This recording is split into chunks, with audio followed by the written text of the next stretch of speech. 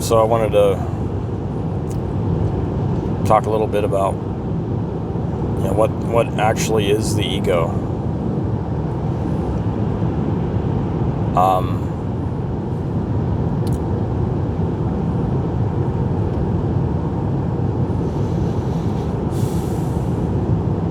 The ego it's an interesting thing. The moment that you bring up the ego, like some part of the mind sort of like perks up and says, "Oh, he's talking about me," and so it almost listens. It's a little bit too enthusiastic, to hear about itself, because it thinks whatever is about to be said is going to be very interesting. When in reality, what is interesting is not so much the ego, but what is, sort of beyond the ego. And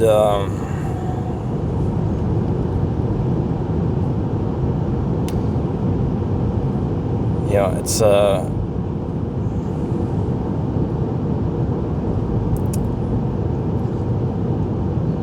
ego is sort of like, it's like the thinnest of veneers that as soon as some movement happens, some movement in consciousness, it sort of wants to laminate itself onto the surface of that and claim that as itself. So and then in doing so, it sort of obscures the real thing, and it sort of tries to now influence. Now it says, like, I am this thing, so you have to do what I tell you. I am you, so you have to do what I say. I am, the ego. I am you. Now I will command you, body move, my possession. It is sort of like this thing that wants to possess. It's like, who does this body belong to? Well, it belongs to me. Well, who is this me? The me is this idea that tries to claim ownership over what it actually exists.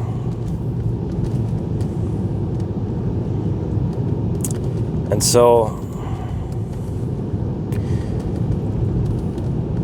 I don't know, if there is a state that exists where the ego does not exist. I'm not so sure, that it is. I don't know whether or not it is possible to reach a state of, like doing some kind of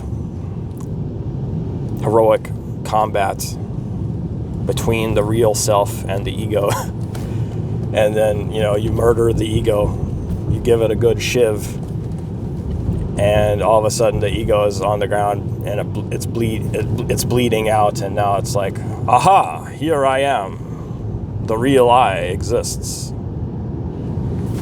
And then it's like, wait a minute. What is all this stuff on me? Hey, wait a minute. You're supposed to be dead on the ground. Why are you on there? Why are you on the ground bleeding, but now you're on me? I'm covered in you again. So this ego is kind of,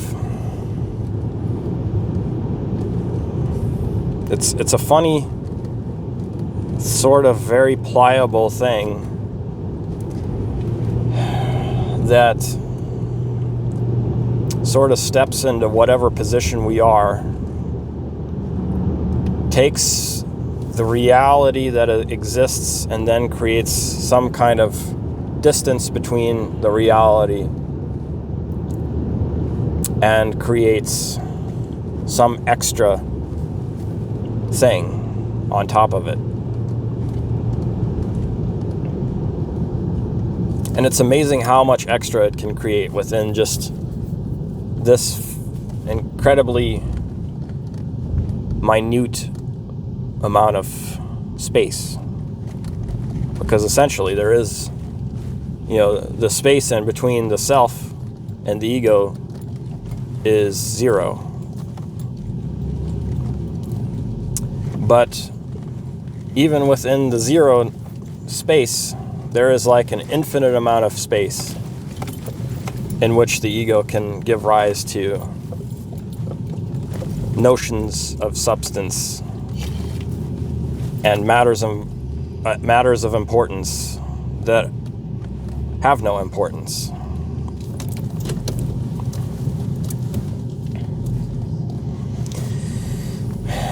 And so the ego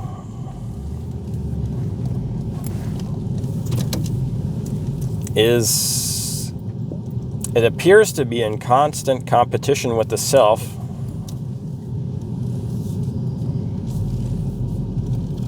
and yet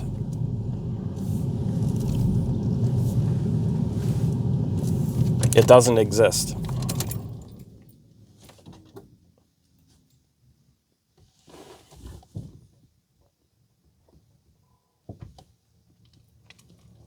And what's interesting to witness is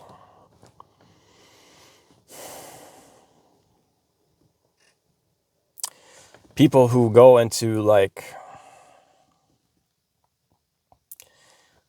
I grew up in a spiritual community in a town that is sort of very much into meditation and Vedic text and spiritual knowledge. At least that was the that's sort of the the culture on the surface of it is, but that is also sort of like where the most egotistical people that I've met in the world were in this spiritual community that I grew up in. And so I didn't really with the spiritual quote unquote people, I didn't really have much in common with them. I would prefer to hang out with sort of the lowest of the low, untouchables, because they were more, there was less ego in them, or less concern about ego and less of a battle between them and the ego, and they were more just fluid in themselves. It didn't matter if they were, sensuous, hedonistic people who are filled with violence and destructiveness, which are, all irritating things to deal with, but it's not as irritating to deal with people who are sort of just, living their lives and being, unconscious than it is to have unconscious people pretending that they are conscious, who are sort of like dead fart sniffers of, reciting spiritual knowledge that lives, doesn't really live with them. So, and there's, it's just like the heinousness, the crassness, the snarkiness, the cynicism, the disrespect, this idea of caste, these people who think that they're higher spiritually developed, who are actually, they're below the lowest of the low, because what they are is just, smegma incarnate. They're beneath the drunkards and the drug addicts, because what they create in the world is this, they're pissing on people, and they're standing apart, and they're not really engaging with life, and they're like hoity-toity about their spiritual development, and they're not really embodying anything that is, Vedic or actual, an actual humility, or, because within humility there's is the seed. Humility is sort of like the seed for kindness and warmth, and seeing yourself as one with your surroundings, and so there is no caste in that. There's just us, and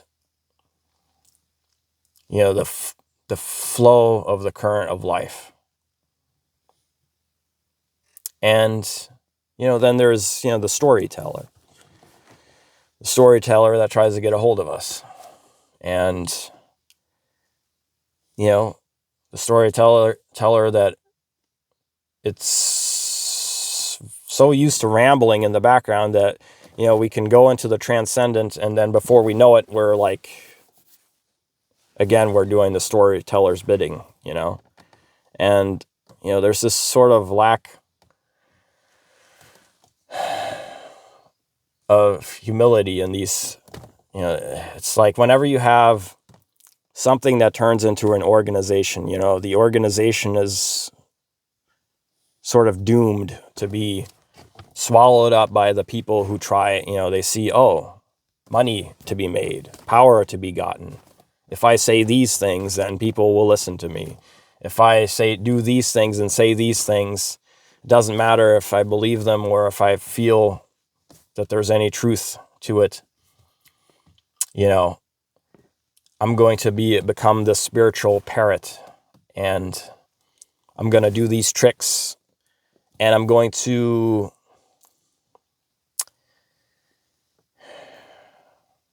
push away the very people, who are actually interested in this subject by putting this fart smell of falseness around it. And, it's just always like these people who are looking, they find ways into organizations, and they're good at minutia, and they're good at plotting, and they're good at dominance. And, it's like they have an instinct for grabbing power. And so, all of, the organized religions and spiritual groups, they're just sort of, they're ripe to be plucked by, the hands of Satan and his many fingers, Satan being, the mind that is so obsessed with clutching onto the, the illusory thingness of the world. It's just like, people where there is perceived value, the predator, whether or not it's actual value, the predator wants it. As soon as somebody else wants something, the predator is like, these people are interested. This is where their interest is. It's like, okay, how can I grab, what it is that they're interested in, take, build a wall around it, and then charge people for an entrance fee to get into it. And they'll have to get past me in order to acquire this thing, whatever it is that I don't really care about. I just have a surface sort of level, I've taken claim and ownership to it. And now you have to come through me and my, my recitation of the things that are, supposed to be values of this community.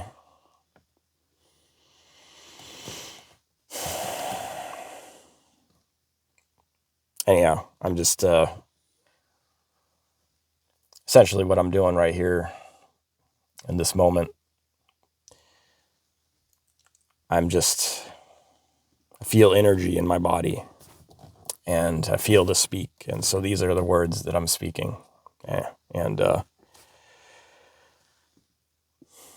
I just find that the subject, the ego is an interesting thing, because sort of like, what is the ego? Is the ego something that we should be afraid of? Is the ego something real? Is it unreal? Is it something that can be gotten rid of? Is it something that we can coexist with? What is it? Is it even worth talking about?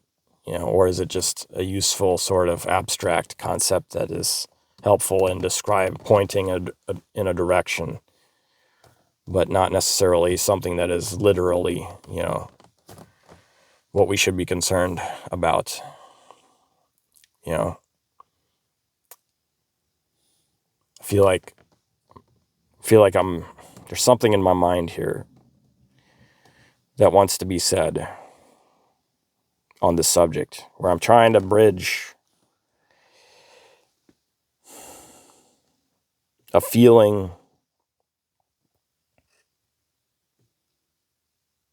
and I'm coming up against some barrier that is frustrating, barrier of resistance to really like speaking the real truth within myself.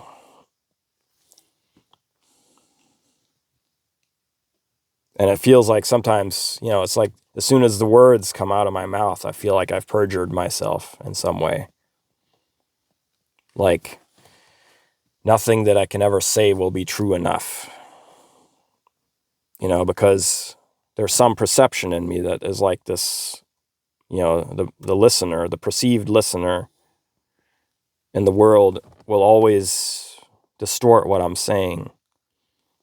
And so it doesn't really matter how truthful I am. The people of the world who hear, sort of what they want to hear will turn my words into some lie about what it is that I'm about and, what it is that I'm trying to communicate. And so there's this battle that goes on in the mind. Is like, how do I say it in a way that will not be misconstrued? But in that is like this temptation to construct something on top of the truth, to make the truth more appealing. But is that really the truth then? Is it not more important to speak the truth as it is and then allow that truth to resonate or not resonate? Because does it matter if those who have lint in their ears want to hear it or not? Isn't it not more important that the part of the people who does want to hear the truth will hear it in whatever tiny fragment that I'm able to achieve speaking it?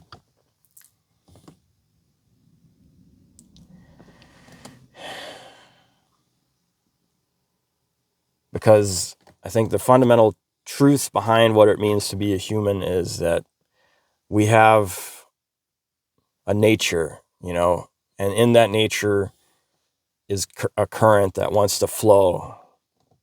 It wants to express, it wants to create, and it wants to find the least circuitous path to that expression. And, what I find frustrating about this world and the people in it is that they create these formalities and these games, and they create these shadows and these dances that we must dance, instead of just saying what it is that we are, what it is, and expressing, and not being ashamed of what all the manifold of what is within us. We are destructive, we are violent, we are sexual, we are also loving, compassionate, we are cruel, we are vicious, we're deceitful, we're magnificent, we're truthful, we're loving, we're creative, we're magnetic, we're repulsive. We're all these things, you know. Sometimes we're covered in shit. Sometimes we're covered in roses. Why is it that when we're covered in shit, that we're not allowed to say, hey, I'm covered in shit. Can someone help wash this shit off of me? You know, why is it that we have to go through these elaborate deceptions, you know, to kill the will to really live? Because, you know, like submerging the truth and covering it up, and to not really meet the needs of the moment, to meet our own needs and the evident needs of others, you know. It's like, how often do we see somebody who we wish we could help, but we know that we can't because they have a complex maze built around their mind that is going to trigger all kinds of landmines and tripwires. So the best thing that we can do for them is essentially just to watch them suffer, because, you know, the only way we can interact with them and the best that we can hope to do for them is probably just going to make it worse, you know. But, you know, it's difficult. It's difficult to, you know, be in this world where it requires, you know, so much thought. At least, you know, this is what I've struggled with, you know, having to feel in like such a box of overthinking, you know, like where I'm not just allowed to go, you know, go out and do things, you know, just be actionable human being and allow my energy, you know, to flow, you know. And what happens when the energy doesn't flow? You know, I become tired because I have to fight. I have to use my energy to block my own energy. And so I get tired and I get depressed because it's like, I don't feel like plotting some fucking complex course just to interact with other human beings that are fucking obstreperous and annoying because they have all these clumps and weightiness and these false ideas, and, you know, they claim they want things they don't really want, and they claim to be things they really aren't. And it's like, I'm supposed to interact with them in a way as if that is really, like, I'm supposed to respect that, you know. I'm supposed to respect other people's illusions, but I don't. The truth is I don't. I just see what is there. And what I see in this world is crying fucking children that don't know what they're doing. That they don't know what they're doing in this world. But they get doctorates and master's degrees in learning how to be fake and false. And then they want you to bow down and worship them. And they want to be put in charge of things that they have no idea or understanding of how to really be responsible leaders. You know, we put people in positions of power and authority who have no business near power or authority because they don't really come from the heart. They come from this society that has built them up because they've met the criteria. But the criteria is all fucking wrong and bullshit. It's all fucking wrong and bullshit. And the king of this world is Satan. You know, this imaginary world that we have to navigate through when interacting with people and the world in it. And it creates, you know, it's not, I don't want to be an ascetic. I don't want to be a monk, but I feel that is, you know, I often feel steered in that direction because the world is so, you know, the world of people is so vile and distorted. And, you know, it's just trying to play the games that other people play. It's never worked for me. I don't like putting on masks. I hate masks. I can't stand masks.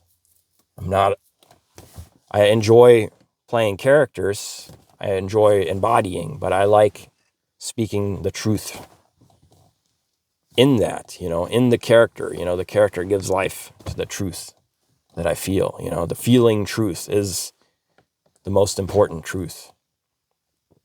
It's not, people are too worried about the future and what's going to happen. And they're in the midst, we're like these people who are like on life support, and we're dying in this world, and we're worried about, the fate of our great grandchildren. And, it's just the only fucking thing we can achieve by worrying about that is creating a future where they're in the same spot that we are in. And that is not really coming face to face with their real humanity and owning what it is and who it is that they are.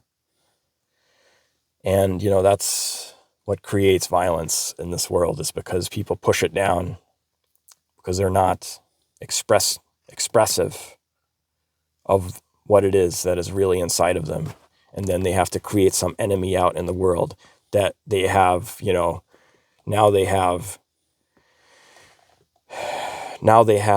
a warrant. We're allowed to kill the enemy. We're allowed to kill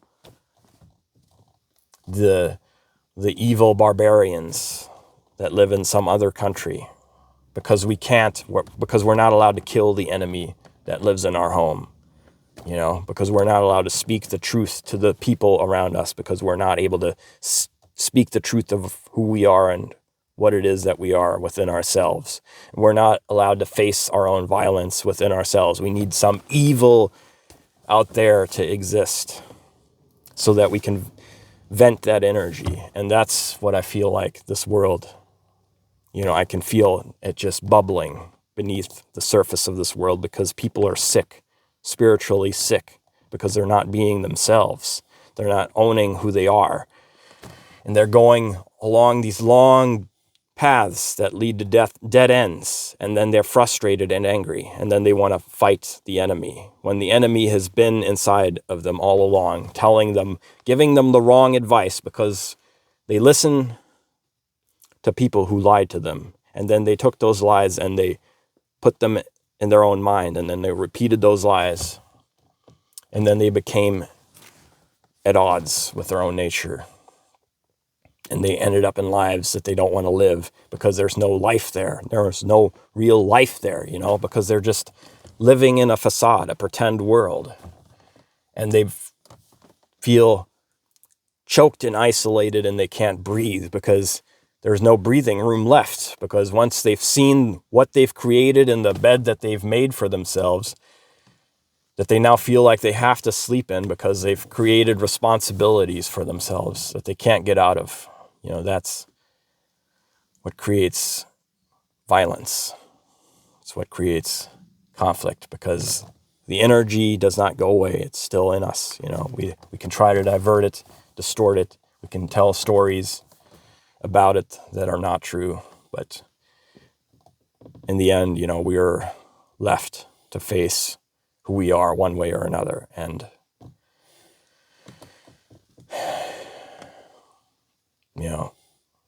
what we need to do if we want to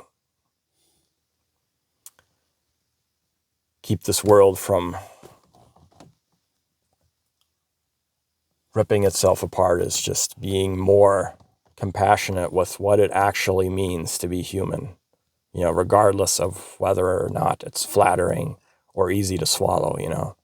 It's not fucking easy to swallow, because not many people stand up and say, hey, it's okay. It's okay that you are this way and that you have these feelings.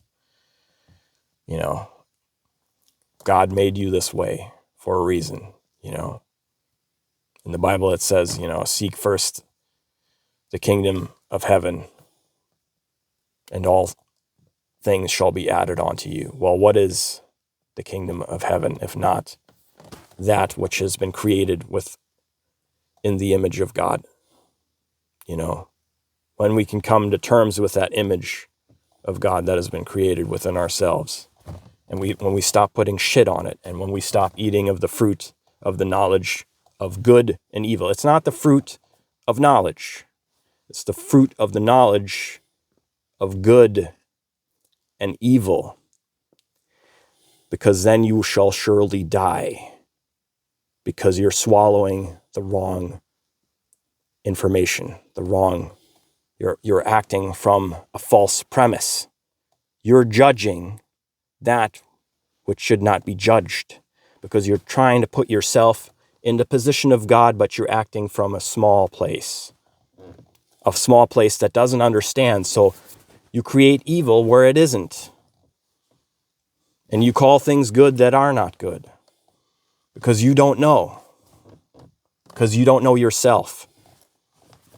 Because you don't have any faith in that which you have been made in the image of, because that's where your true will comes from, because that's the true will of God, And if you don't know yourself and you listen to the voices of the world, then you're eating of the fruit, not of knowledge, but a specific kind of knowledge, the knowledge of good and evil, the knowledge of this is not I, this is you, this is me, this is enemy, this is friend. You don't know who your enemies are and your friends are in this world if you don't know yourself, if you're not eating from the tree of life, the tree of self. Anyhow, so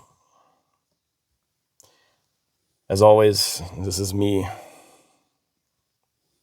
teaching myself what I need to learn. This is me speaking to myself. I share it with the world because it gets it into the part of my brain that is the world. It makes me understand it more deeply and more profoundly. My own understanding put into words, and then I can hear it back and see, what is it that this person is speaking, What is it that what has been put into this system, and how does it sound coming out? Anyhow, I'll leave it here. Have a good one.